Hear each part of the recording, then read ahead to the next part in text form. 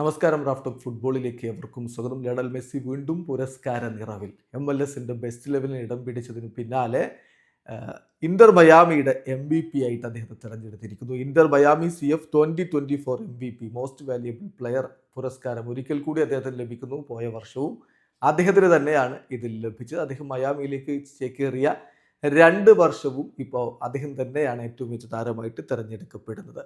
MLS മാത്രം കണക്ക് നമ്മളൊന്ന് എടുത്ത് നോക്കിയാൽ ഗോളും അസിസ്റ്റുമായിട്ട് പൊളിച്ചടുക്കി 38 ഗോൾ കോൺട്രിബ്യൂഷൻസ് ആണ് അദ്ദേഹം നേടിയത്.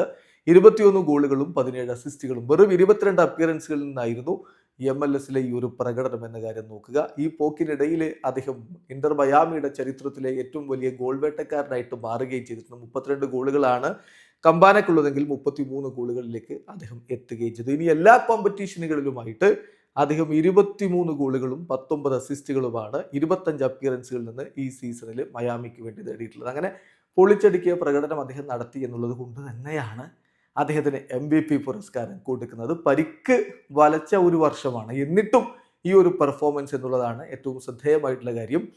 അതോടൊപ്പം തന്നെ ഇന്റർ മയാമിയുടെ ഏറ്റവും മികച്ച defensive player of the year പുരസ്കാരം ലഭിച്ചിരിക്കുന്നത് ജോഡി ആൽബക്കാണ്. അദ്ദേഹം മികച്ച പ്രകടനമാണ് ഈ ഒരു സീസണിൽ നടത്തിയിട്ടുള്ളത്. 20 ഗോൾ കോൺട്രിബ്യൂഷൻസ് അദ്ദേഹം നടത്തുകയുണ്ടായി. അതായത് 5 ഗോളുകളും 15 അസിസ്റ്റുകളും 31 അപ്പിയറൻസുകളിൽ നിന്നാണ് ഈ ഒരു പെർഫോമൻസ് അദ്ദേഹത്തിൽ നിന്ന് വന്നിരിക്കുന്നത് എന്ന കാര്യം നോക്കുക. അതേസമയം ഓൾ കോമ്പറ്റീഷൻസ് വരുമ്പോൾ 38 മത്സരങ്ങളിൽ നിന്ന് 21 അസിസ്റ്റുകൾ അദ്ദേഹം ആകെ നേടിയിട്ടുണ്ട് എന്നുള്ള കാര്യവും നമ്മൾ ശ്രദ്ധിക്കുക. അങ്ങനെ മികച്ച പ്രകടനമാണ് ജോഡി ആൽബയിൽ നിന്നും വന്നിട്ടുള്ളത്. സോ MVP ആയിട്ട് ലിയോ മെസ്സി, മികച്ച ഡിഫൻസീവ് പ്ലെയർ ആയിട്ട് ജോഡി ആൽബ. വീഡിയോ അവസാനിക്കുന്നു.